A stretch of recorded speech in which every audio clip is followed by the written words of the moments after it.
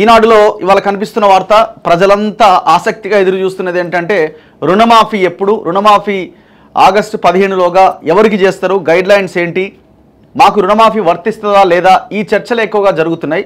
బేసిక్గా మేము కూడా రుణమాఫీకి సంబంధించిన వీడియోలు చేస్తుంటే వ్యూవర్షిప్ చాలా ఎక్కువగా ఉన్నది. సో ఎందుకంటే ప్రజలు ఆసక్తిగా గమనిస్తున్నారు, చాలామంది వెయిట్ చేస్తున్నారు. ఎందుకంటే కొత్తగా లోన్లు వచ్చే అవకాశం లేదు.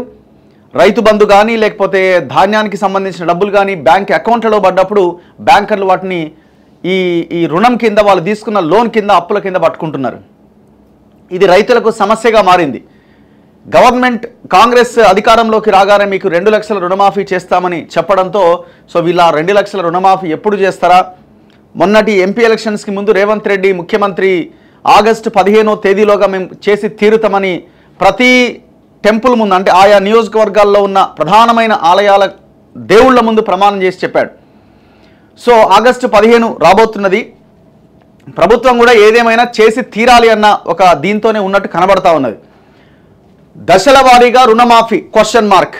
మొదట 1,00,000, తర్వాత 1,50,000 వరకు, 2 లక్షల వరకు అప్పు ఉన్నవారికి తదుపరి 2 విడతల్లో జూలై మొదటి వారం నుంచి 15 ఆగస్టు వరకు అమలు చేసే యోచన.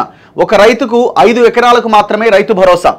ఇక్కడ పాయింట్ ఏంటంటే మీరు కనుక దశల వారీ రుణమాఫీ చేస్తే పెద్ద మోసం అవుతుంది.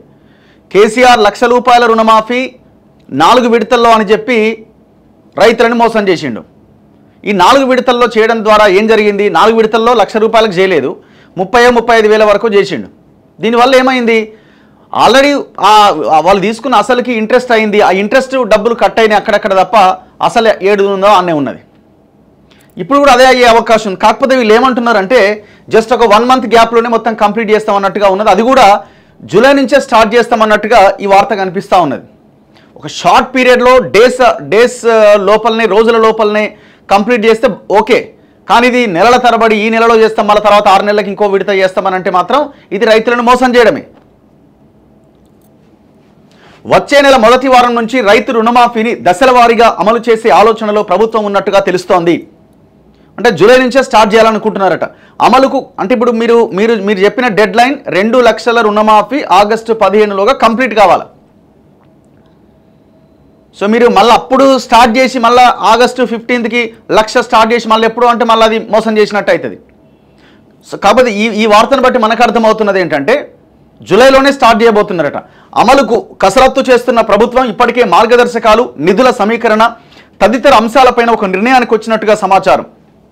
ఆగస్టు 15 కల్లా రుణమాఫీని అమలు చేస్తామని ప్రకటించిన ముఖ్యమంత్రి రేవంత్ రెడ్డి గత కొన్ని రోజులుగా ఆర్థిక శాఖ అధికారులతోనూ మంత్రివర్గ సహచరులతోనూ దీనిపై విస్తృతంగా చర్చించినట్లు సంబంధిత వర్గాలు తెలిపాయి. కేంద్రం కిసాన్ సమ్మాన్ నిధి పథకానికి రూపొందించిన మార్గదర్శకాలను కూడా అధ్యయనం చేసిన ప్రభుత్వం రుణమాఫీ అమలులో కేంద్ర మార్గదర్శకాలను పరిగణలోకి తీసుకోవాలి అని నిర్ణయించినట్టుగా తెలిసింది. దీని ప్రకారం సంస్థలకున్న భూములకు కేంద్ర రాష్ట్ర ప్రభుత్వాల్లో రాజ్యాంగ పదవుల్లో ఉన్నవారికి, ప్రస్తుత మాజీ మంత్రులు, ఎంపీలు, ఎమ్మెల్యేలు, ఎమ్మెల్సీలు, మేయర్లు, జిల్లా పరిషత్ చైర్మన్లు, కేంద్ర రాష్ట్ర ప్రభుత్వాల్లో ఉన్న కేటగిరీలోని ఉద్యోగులు, డాక్టర్లు, ఇంజనీర్లు, లాయర్లు, చార్టెడ్ అకౌంటెంట్లు, ఇలా పలు రంగాలకు చెందిన వారు భూములపై తీసుకున్న రుణానికి మాఫీ ఉండదు. ఒకటి మనం కూడా ముందు నుంచి చెప్తున్నాం ఏంటంటే కండిషన్స్ పెట్టి తీరాల్సిందే. ఎందుకంటే ఈ ఉచితానుచితాల వల్ల చాలా నష్టం జరుగుతున్నది దేశంలో కానీ రాష్ట్రంలో కానీ. ఈ ఫ్రీ స్కీమ్స్ వల్ల, ముఖ్యంగా మన రాష్ట్రం విషయానికి వద్దాం. దేశంలో అంత పెద్ద స్థాయిలో వల్ల ఫ్రీ స్కీమ్స్ ఏమీ లేవు. సో మన రాష్ట్రం విషయానికి వస్తే ఫ్రీ స్కీమ్స్ వల్ల మనకి కావలసిన ప్రాథమికమైన హక్కులు ఏవైతే ఉన్నాయో, విద్య కానీ వైద్యం కానీ, వీటిని మనం ప్రభుత్వాలు దూరం పెట్టేస్తున్నాయి. ఏమన్నంటే పైసలు లేవు, అవి ఇచ్చినాం ఇవి ఇచ్చినామని. ఇప్పుడు పెన్షన్లు అన్నది అదేం ఉచితము లేకపోతే దాని కిందికి రాదు. ఎందుకంటే పెన్షన్లు ఇచ్చి తీరాల్సిందే. 60 సంవత్సరాలు 70 సంవత్సరాలు పైబడ్డ ఆ వృద్ధాప్య దశలో ఉన్న వాళ్ళకి పెన్షన్ అన్నది అది ఖచ్చితంగా ఇవ్వాల్సిందే. అది ఒకటి పక్కన పెడితే మిగతా అన్ని స్కీమ్స్లో ఖచ్చితంగా కండిషన్స్ ఉండాలి. ముఖ్యంగా ఈ రుణమాఫీ లాంటి విషయాల్లో, రైతు బంధు, రైతు భరోసా లాంటి విషయాల్లో 100కు 100% కండిషన్స్ ఉండాల్సిందే. ఆర్థికంగా బలంగా ఉన్న వాళ్ళకి ఈ ఉచిత పథకాలు ₹1 కూడా వెళ్లాల్సిన అక్కర్లేదు. ఎవరైతే పేద, చిన్న, సన్నకారు రైతులు ఉంటారో వాళ్ళకి ఈ లబ్ధి జరగాల. ఎవరైతే భూమి లేని నిరుపేదలు, రైతు కూలీలు ఉంటారో, ఎవరైతే కౌలుకు తీసుకొని భూమిని సాగు చేస్తారో వాళ్ళకి న్యాయం జరగాల. ఈ దేశానికి అన్నం పెడుతున్నది ఈ రైతులే. సో దయచేసి మనం కండిషన్స్ ఎట్ట పెడతారు అని చాలామంది డిస్కస్ చేసి కండిషన్స్ పెట్టాల్సిందే. కానీ ఈ కండిషన్స్ పేరుతో సామాన్య రైతులకి అన్యాయం జరుగుతుంది మాత్రం దాన్ని మనం ఎట్టి పరిస్థితిలో బేర్ చేయడానికి వీల్లేదు. మనం ముందు నుంచి చెప్తున్నాం, ఇప్పుడు ఇన్కమ్ ట్యాక్స్ కట్టిన వాళ్ళకి కూడా ఈ కండిషన్స్లో పెడతారట. అంటే ఇన్కమ్ ట్యాక్స్ పిల్లల ఉన్నత చదువుల కోసం ఐటీ రిటర్న్స్ దాఖలు చేసే వాళ్ళు ఉంటారు. ఏదైనా చిన్న ఇల్లు తీసుకోవాలి అనుకున్నప్పుడు 3 years రిటర్న్స్ అడుగుతారు, దానికోసం ఐటీ రిటర్న్స్ ఫైల్ చేసే అవకాశం ఉంది చాలామంది రైతులు. సో అట్లాంటి వాళ్ళని మినహాయించాలి, మళ్ళీ వాళ్ళని కూడా దీంట్లో కలుపుతాం అంటే అది మోసం అవుతుంది. వీటన్నింటినీ పరిగణలోకి తీసుకున్న తర్వాత సుమారు 26 లక్షల మంది రైతు కుటుంబాలకు రుణమాఫీ అమలు చేయాల్సి రావచ్చని అంచనా వేస్తున్నారు. ఈ నెల 21వ తేదీన జరిగే మంత్రివర్గ సమావేశంలో ఈ అంశాలన్నింటిపైన చర్చించి ప్రభుత్వం తుది నిర్ణయానికి రాబోతున్నది. విశ్వసనీయ వర్గాల సమాచారం ప్రకారం జూలై మొదటి వారం నుంచి దశల వారీగా అమలు చేసే ఆలోచనతో ఉన్నట్టు సమాచారం. మొదట 1 లక్ష వరకు ఉన్న రుణాన్ని మాఫీ చేస్తారు. దీనికి సుమారు 6,000 కోట్లు అవసరమని సమాచారం. ఆ తర్వాత 1 లక్ష వరకు ఉన్న వరకు 1.5 లక్షల వరకు అమలు చేసే అవకాశం ఉందట. దీనికి మరో 6,500 కోట్లు అవసరమని సమాచారం. ఈ 2 దశల్లో సుమారు 16 లక్షల రైతు కుటుంబాలకు రుణమాఫీ అమలవుతుందని తెలిసింది. 2 లక్షల వరకు ఉన్న వారికి తర్వాత 2 దశల్లో అమలు చేయబోతున్నట్టు సమాచారం. జూలైలో కేంద్ర బడ్జెట్ ప్రవేశపెట్టిన వెంటనే రాష్ట్ర ప్రభుత్వం బడ్జెట్ను ప్రవేశపెట్టి మిగిలిన రుణమాఫీ అమలుకు నిధులు సమీకరించే అవకాశం ఉన్నట్టుగా తెలుస్తోంది.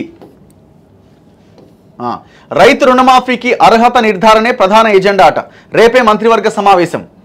రైతు రుణమాఫీకి అర్హత నిర్ధారణే ప్రధాన ఎజెండాగా సీఎం రేవంత్ రెడ్డి అధ్యక్షతన ఈ నెల 21వ తేదీన సాయంత్రం 4 గంటలకు సచివాలయంలో రాష్ట్ర మంత్రివర్గ సమావేశం జరగబోతున్నది. అంటే గైడ్లైన్స్ రూపొందించడానికి ఈ సమావేశం అన్నమాట. ఆగస్టు 15లోగా రైతు పంట రుణాలను మాఫీ చేయాలని ప్రభుత్వం నిర్ణయించిన నేపథ్యంలో ప్రధానంగా ఇదే అంశంపైన మంత్రివర్గంలో చర్చించబోతున్నట్టుగా తెలుస్తోంది. రుణమాఫీకి సుమారు 30,000 కోట్లు అవసరమని ఆర్థిక శాఖ ప్రతిపాదించడంతో అందుకు అవసరమైన నిధుల సేకరణ, విధి విధానాల రూపకల్పనపైన కీలక నిర్ణయాలు తీసుకోబోతున్నది. ఆదాయపు పన్ను చెల్లించే వారికి రుణమాఫీ వర్తింపజేయాలా లేదా అనే కోణంలో కూడా చర్చించబోతున్నారు. ఈ ఆదాయపు పన్ను చెల్లించే వారి పేరుతో సామాన్య రైతులకు ఇబ్బంది జరిగితే మాత్రం అది పెద్ద మోసం అవుతుంది. దీన్ని గవర్నమెంట్ పరిగణలోకి తీసుకోవాలి. సాగు చేసే రైతుకు మాత్రమే రైతు భరోసా. రైతు భరోసా అమలుకు సంబంధించిన మార్గదర్శకాలపైన రాష్ట్ర ప్రభుత్వం ఇప్పటికే చర్చించి ఒక నిర్ణయానికి వచ్చింది. గుట్టలు, కొండలు, రియల్ ఎస్టేట్ లేఅవుట్ల లాంటివన్నీ మినహాయించబోతున్నారు. సాగు చేసే రైతుకు మాత్రమే రైతు భరోసా దక్కాలనేది ప్రభుత్వ ఉద్దేశమని, దీనికి తగ్గట్లుగానే మార్గదర్శకాలు ఉంటాయని సంబంధిత వర్గాలు తెలిపాయి. ఎన్ని ఎకరాల భూమున్నా ఒక రైతుకు 5 ఎకరాలకు మాత్రమే రైతు భరోసాను పరిమితం చేయబోతున్నట్టు తెలుస్తున్నది. ఇది మంచి నిర్ణయమే. 5 ఎకరాలు ఉన్న వాళ్ళకి పక్కాగా రైతు బంధు వస్తుంది, బాగుంది. 5 ఎకరాల కంటే ఎంత భూమి మీకున్నా 5 ఎకరాల వరకే రైతు బంధు ఇస్తారట. మీకు 10 ఎకరాలు ఉంది కానీ మీకు 5 ఎకరాలకే వస్తుంది. ఇది పర్ఫెక్ట్ డెసిషన్ అని నేను అనుకోవడం. ఎందుకంటే ఇక ఎన్ని ఎకరాలు ఉన్న వాళ్ళకి అన్ని ఎకరాలకు ఇచ్చుకుంటూ పోతే కేసీఆర్ లెక్క రాష్ట్రాన్ని అంతా ఊడ్చి అవతల పడేయాల్సిందే. ఏమైంది వాళ్ళ అప్పుల కుప్ప అయిపోయి దాదాపు 30,000 కోట్లు ఇప్పటిదాకా కట్టిరు. కానీ ఇక్కడ వీళ్ళు చేయాల్సింది ఏంటంటే ఇక్కడ కూడా ఇంకొక మోసం జరిగేది ఏం అవకాశం ఉందంటే, ఇప్పుడు 100 ఎకరాలు ఉంటాడు, మరి 100 ఎకరాలు ఉన్నోడికి 5 ఎకరాలు ఇస్తారా? 5 ఎకరాలకు రైతు బంధు ఇస్తారా? అసలు 100 ఎకరాలు ఉన్నోడికి ఇవ్వద్దనే కదా మనం చెప్తున్నది. 100 ఎకరాలు మీన్స్ ఇప్పుడు సీలింగ్ యాక్ట్ ప్రకారంగా అన్ని ఎకరాలు ఎవరి పేరు మీద ఉండదు. బట్ ఆయా కుటుంబంలో చాలామంది ఉంటారు కదా. అట్లా ఇప్పుడు 50 ఎకరాలు ఉన్న వాళ్ళు కూడా ఉంటారు కదా, సినిమా స్టార్లు ఉన్నారు కదా. మరి అట్లాంటి వాళ్ళకి ఎందుకు 100కి 100% మీరు ఎన్ని ఎకరాలు ఉన్నా అంటే అది కూడా కట్ ఆఫ్ పెట్టండి. 10 ఎకరాలు వరకు కట్ ఆఫ్ పెడతారా, లేకపోతే ఇంకా ఒక 2-3 ఎకరాలు పెంచుతారా? అంతవరకు పూర్తి కట్ ఆఫ్ పెట్టి ఆ పైన ఉన్న వాళ్ళకి అస్సలే ఇవ్వము, ఆ కింద ఉన్న వాళ్ళకి 5 ఎకరాలకే పరిమితం చేయండి. అప్పుడు 10 ఎకరాలు ఉన్నా కూడా మేము 5 ఎకరాలకే ఇస్తాం. సో ఈ రకంగా పరిమితం చేసి ఈ రుణమాఫీ ఈ రైతు బంధుని అర్హులైన వాళ్ళకి ఇచ్చే ప్రయత్నం చేయండి. అండ్ ఇంకొకటి మీరు చెప్పింది కౌలు రైతులకు రైతు బంధు ఇస్తామని అన్నారు. ఇది అమలు చేయడం అన్నది గ్రామ సభలు పెట్టడం ద్వారా నిర్ణయించి ఇవ్వడానికి అవకాశం ఉంటుంది. ఇక్కడ ఒక లింక్ ఏమున్నదంటే, ఇంతవరకు కేసీఆర్ డైరెక్ట్గా ఎవరికైతే భూమి ఉందో వాళ్ళకి పోయింది. కౌలు రైతులకి మరి పరిస్థితి ఏంటి సార్ అంటే, మాకు కౌలు రైతులకి ప్రభుత్వానికి సంబంధం లేదు, అది రైతులు కౌలు రైతులు చూసుకోవాలి, భూమి ఇచ్చిన ఆయన తీసుకున్న ఆయన చూసుకోవాలి, మాకు సంబంధం లేదని చెప్పిండు. సో మీరు ఇస్తామని చెప్పారు. మరి దీన్ని ఎట్లా ఇస్తారు, గైడ్ లైన్స్ ఏంటి అన్నది మీరు ఇమీడియట్గా డిసైడ్ చేయాలి. రైతు కూలీలకు ఇస్తామని చెప్పారు 12,000 రూపాయలు ఏమో సంవత్సరానికి, దానికి సంబంధించిన లెక్క తీయాలి.